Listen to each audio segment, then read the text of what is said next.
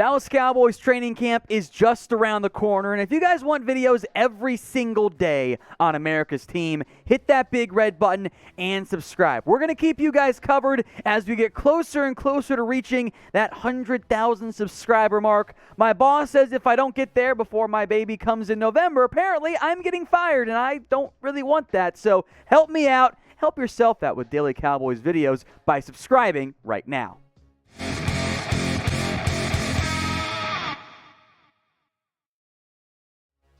Today's video is a look at the ESPN rankings of Dak Prescott and Ezekiel Elliott, according to, allegedly, players, coaches, and executives, and it's all made possible by Manscaped. Get 20% off and free shipping on all Manscaped's male grooming products when you go to manscaped.com and you use promo code COWBOYS at checkout. That link will be in the comment section and in the description. Let's start with Dak Prescott here, his ESPN quarterback ranking, and one very interesting player he was below. So background to start, right? ESPN polled, allegedly, 50 coaches, players, execs, scouts, whatever, for their 2021 quarterback rankings. Dak, in the end, checked in at number 7. That was actually the highest any coach, player, exec rated him. He was as low as 14. So clearly some semblance of a tier break there, which, as we'll get into, I'm not really sure I agree with. Now, overall, a pretty good list by these alleged NFL executives. Mahomes, number 1. He was not unanimous. That's weird. Rodgers, 2. Brady, 3. Russell Wilson, 4. I'm not going to really bother arguing against Tom Brady anymore. I've learned my lesson. He's Tom freaking Brady. Wilson, Rodgers, and Mahomes, that's fine. Whatever order you want to rank them, with Mahomes being number 1, that's fine with me. I'd argue Rodgers, too, because he was the MVP. But I think after that top 4, there should be a bit of a tier break. Maybe even one from Mahomes to Rodgers to Brady and Wilson are all separate tier breaks. 5 through 10, 12, 13, 14, I don't really care what order you put them in. I think that order doesn't really matter all that much. Josh Allen's inside that tier. I think Dak Prescott's there, Lamar Jackson, Justin Herbert, maybe a little bit early, but I'm fine with it. Kind of same with Kyler Murray. You would throw Deshaun Watson in here as well, but he was not included among the NFL rankings because, well, they don't know if he's going to play this year. So I thought that was a fair exception made in the end for Deshaun Watson. So that put Dak Prescott at 6. He actually won a tiebreaker at 7 for Dak Prescott over Lamar Jackson. It's the placement of Matthew Stafford that we'll get into more in depth here in just a second. That is perhaps the most confusing here from this list. So what I want you guys to do right now, before we go more in depth on this, is rank Dak Prescott among all the NFL quarterbacks. Is he probably not 1? Is he in the top 5? Is he in your top 10? Where does he rank? For the most part, we've seen 6s, 7s, 8s, maybe some 5s. I feel like that's about the right range for him, but I want to hear from you guys. So to get the ad break here on YouTube, simply scroll on down and get your votes in. I think 7 is a fine number for Dak Prescott. What I don't agree with, though, is Matthew Stafford being ahead of Dak Prescott, especially for the apparent thought process that went into this across the NFL, the general NFL for ESPN's rankings, right? Stafford was number 10 last year. He was behind Dak Prescott in 2020. Now Matthew Stafford jumps over Dak and gets to number 6. And the only reason, folks, that this is not opinion, this is the reality, that Stafford is now ahead of Dak Prescott is because he's left the Lions and is now a member of the Rams. That is the reason. It was not his on-field play last season. And I know that Matthew Stafford didn't have Kenny Golladay for a good portion of that season, but his numbers in 2020, although not bad, although top 15 quarterback production, is not worthy of suddenly jumping Dak Prescott. To be quite honest, Matthew Stafford was better in 2019. His 8-game sample size, again, smaller sample size, might have been a bit unsustainable, much like Dak Prescott this past year, for example. Matthew Stafford was better in 2019 than what he was in 2020. And he jumps up 4 spots because the Sean McVay effect is very, very real. And I get that all of these rankings have a lot of recency bias, and I get that there's some projection in there too. And I do think Matthew Stafford will perform and produce better results in LA than he would have in Detroit. It's a better team around him. That is a fair argument. But here's the problem. Outside of arm strength, which Matthew Stafford has one of the best arms in the NFL, what has Stafford done that is better than Dak Prescott? What is the one thing you can point to? It's not accuracy. It's not efficiency, yards per attempt, touchdown percentage, interception percentage, all favor Dak Prescott for their careers. Quarterback rating favors Dak Prescott. It sure as hell ain't wins. There's nothing that Matthew Stafford has done, which admittedly could change this year if the Rams make a very, very deep playoff run. Well, of course, it's not the only argument you should be making it for a player or against a player.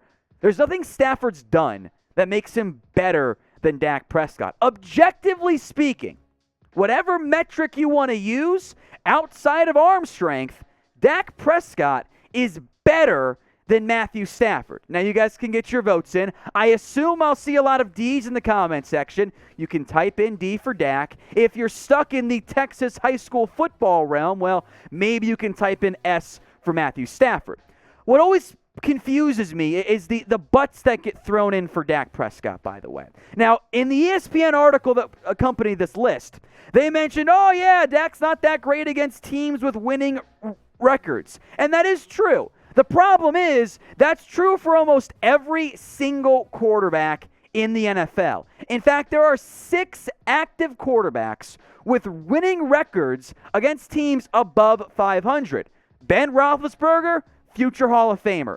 Jimmy Garoppolo, I don't think anyone's taken Jimmy G over Dak Prescott right now. That's a situation thing. Lamar Jackson, who I'm a big fan of. Maybe shouldn't be a huge surprise given how good the Ravens have been with Lamar Jackson under center. Then there's Patrick Mahomes, the best quarterback in the NFL, Russell Wilson, and Tom Brady. You've got 4 Hall of Famers on there, plus Lamar Jackson and a situation guy in Jimmy Garoppolo. That's where we're at with Dak Prescott. And this is what annoys me the most when it comes to the national narrative around Dak Prescott.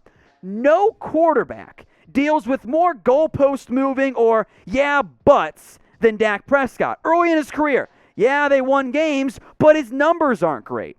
Now, more recently, yeah, his numbers are great, but 8-8. The one year, of course, that they went 8-8. Like, oh yeah, his supporting cast is so good. Yes, the same supporting cast that has been truly overhauled completely at wide receiver and tight end in his 5 years in the NFL. Yes, Dak Prescott benefits from Amari Cooper and CeeDee Lamb and Michael Gallup. He also helps them make themselves a little bit better. The narrative around Dak Prescott, I don't think is equally applied to any other quarterback in the NFL. How can you put Matthew Stafford over Dak Prescott, citing, success against 500 teams? Dak Prescott's 13-20 over his NFL career against teams above 500. Matthew Stafford is 8-67. If we're trying to push the winner argument, which I don't like, Matthew Stafford is not a winner. Like, it does not make logical sense to put Stafford over Dak Prescott outside of the fact that, oh, hey, we're moving the goalposts, blah, blah, blah. Now, I do think what was important, by the way, was the quote that came out from, this is what I want to end on, by the way, the quote from a veteran NFL quarterback. Look, sometimes you see bad takes off these lists, but I do like the quote that came from the veteran quarterback. Here it is. Quote, he individually was pretty impressive. He can throw it deep into the playoffs because of his ability to be accurate from the pocket at all levels and also extend plays with his legs. What the quarterback is saying is, the veteran NFL quarterback, Dak's the quarterback that you can lean on in the postseason, not like, say, a Jared Goff, where you don't really want him throwing the ball all that much in postseason play. As mentioned, today's show made possible by Manscaped. Get 20% off and free shipping on all their great products, including the new Lawnmower 4.0, because they did it for Dak as well.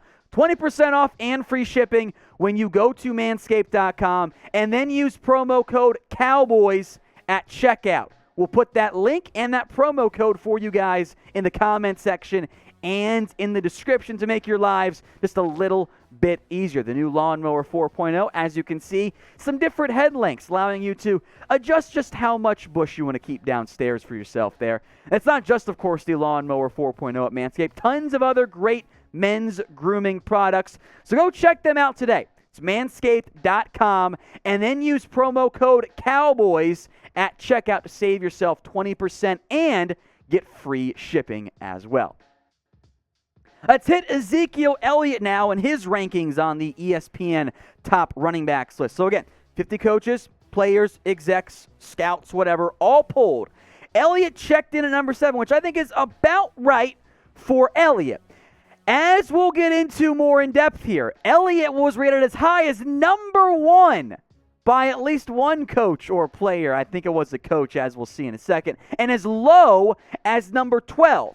In total, 7 does feel about right, even if maybe a little bit high, given what we saw from Zeke last year, who was number 3 on this list entering last season. Derrick Henry was number 1, Alvin Kamara was number 2, Dalvin Cook was number 3, Nick Chubb was number 4, Christian McCaffrey was number 5, Saquon Barkley was number 6, Zeke is 7 over Aaron Jones, Joe Mixon, and Joshua Jacobs. Now, in general, I think the running back position is a bit more in flux with these rankings. It tends to vary the most from year to year because the position is most impacted by quarterback play and offensive line play than, I think, other positions on offense. So before we go more in depth on this and get to a unique take from a alleged NFL coach, rank Zeke for me among NFL running backs. I'm very curious about that one, so make sure your voice is heard in the comments section. Scroll on down and get your votes in. Here was the quote from an AFC defensive coach who I assume was the one who ranked Zeke number 1. Quote, "They need to give Zeke some of Dak's money. He scares you the most on that offense." Now, folks, here comes the part where we throw our heads back together in laughter because this is stupid. This reeks of a defensive coach who hasn't watched Zeke play in 4 years because current Zeke does not scare you the most on this offense. This AFC coach is wrong, and that's not opinion. That is the facts. Zeke does not scare you the most, and if he does, that's a surefire path to getting fired very quickly. Maybe it's Chris Ash, the former OSU defensive coordinator who wants to hype up his old buddy, his old recruit that he brought into Ohio State, whatever. They coached and played together, It doesn't make sense. There's no way that you can argue that the Zeke Elliott we saw last year is the one that scares you the most on that offense. His longest play last year still was a fumble. That's not a good thing if you're the Cowboys. And I know this reeks of anti-Zeke propaganda. We'll get to some positive stuff here in a second. But Elliott was not good last year. The Elliott who was dominant, who was the best back in the NFL, has not been that guy for at least 2 years. That is where we're at for the Dallas Cowboys. Now, there are other extenuating circumstances. I get that. But this coach either hasn't watched Zeke Elliott play, has a relationship with Zeke in some capacity, or is just outright wrong, or multiple of the above. Zeke does not scare you the most on that offense. Frankly, he's barely top 5. It's got to be Dak Prescott. I'd be worried about Amari Cooper, CeeDee Lamb, Michael Gallup, and then probably Zeke. That's probably the order that you're ranking them in, right? And there are some of you I think would even put Tony Pollard over Zeke Elliott. I'm not quite there yet. Elliott's production has gone the wrong way. Now, yards per game, for example, is much more of a volume stat than anything else, but that's a drop each and every single year. That is a bit of a red flag if you're the Dallas Cowboys. Now, I get this is the Zeke redemption tour right now, and I do believe that Elliott will have a better season in 2021 than what he had last year. And even if you're banking on, hey, Zeke's going to bounce back, we're going to get old Zeke, saying that Zeke deserves some of Dak's money is downright disrespectful to Dak Prescott. It's not an accident, folks, that Zeke's coming off his worst year in which his quarterback was hurt and his offensive line was also substantially limited due to injuries. This is not a dig at Zeke. This is an AFC coach just putting outlandish stuff out there because, as a reminder, folks, just because you coach in the NFL does not mean you're right. Maybe this is Matt Patricia, for example. Doesn't mean that they're infallible. Sometimes, even those who work in the NFL have some pretty bad opinions. So I do think Zeke will be better this year. But no, he's not the best back right now in the NFL. Frankly, he shouldn't be inside that conversation based heavily on what he did last season.